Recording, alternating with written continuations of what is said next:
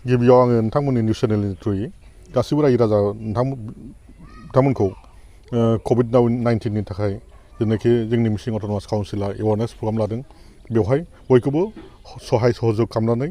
आरो गभर्नमेन्टनि जेनाखि SOP बे गाइडलाइनखौ मानिना सोलिगोन होननानै आसा फारिबाय मिजिंथिबाय जोङो मिसिं अट'नमास काउन्सिलनिफ्राय जोङो गामि गामि हाबनानै सुखै खनाय हाबनानै जोङो रायजो राजा बिथांमोनखौ बुजायदों आरो लोगोसे जोंनि जातीय संगठन TMPK MMK फरायसा आफाद आरो लोगोसे खौसेथि बर' सुबुं आफाद ओरैनो माहारि आफाद गासैखौबो लोगो लानानै जोङो गामि गामि खना खनला जेरावबो हाबगोन सानथामनि हाबाफारि जोंना दिनै गिबि गाबोन नैथि आरो समफोर थामथि जोङो आंनि ओनसोलाव थानाय जोंनि सानजारि नोगोर समस्तियाव थानाय गासिबो एरियायाव जोङो हाबनानै जों दिनै मानि थाखाय भेक्सिन लानांगौ बेखौ जोङो रायजोनो मोजाङै फोरमायदों मानोना भेक्सिन लायाबा जों दिनै बे लकडाउन जेनाखि बुहुमनाङै लकडाउन सोलिगासिनो दं बे लकडाउना उथायनाय नङा मानोना भेक्सिन लायोबा जोंनि साफ्रोमबो रायजो राजाफ्रा भेक्सिनखौ लाजोबबा कमप्लिट जाजोबबा गुबुन हादोरफ्रा जेनाखि लकडाउनखौ उथायबाय बेफोरबायदि माबाया जोंनावबो जागोन मानोना दिनै स्कुल कलेज बन्द जादों हाथाइ सहराव थांनो हाया दिनै इन्टार डिस्ट्रिक्ट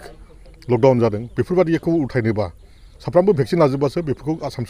भारत सरकारा बेखौ उथायगोन मानोना दिनैनि दिनाव COVID-19 महामारि मोनसे रूप लादों महर लादों गिख्रंथाव मोनसे जाथाय जादों सिटुएसन जादों दिनैनि दिनाव आरो थामथि लहर फैदों दा थामथि लहराव उन्दै गथ'फोरनि सायाव बांसिन एटेक खालामदों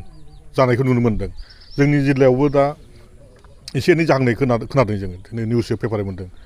आसामनि गुबुन गुबुन जायगायाव उन्दै गथ'फोरनि देहायाव COVID-19नि पजिटिभखौ मोननायखौ जों नगावआव खोनादों जोङो जोंनि धेमाजियावबो साफा सानै जाहांबाय बेनि थाखायनो जोङो साफ्रोमबो रायजो राजा नोंथांमोनखौ जों खावलायदों भेक्सिनखौ लानांगोन आरो लोगोसे दिनै गभर्नमेन्टनि SOP बेखौ मानिना सोलिनांगोन डिसटेन्स मेनटेन खालामनांगोन आखाइखौ जों घनै घनै सुनांगोन बेनि थाखाय जों काउन्सिलिं जानानै रायजो राजा बिथांमोनखौ खावलायदों दिनैनि दिनाव बे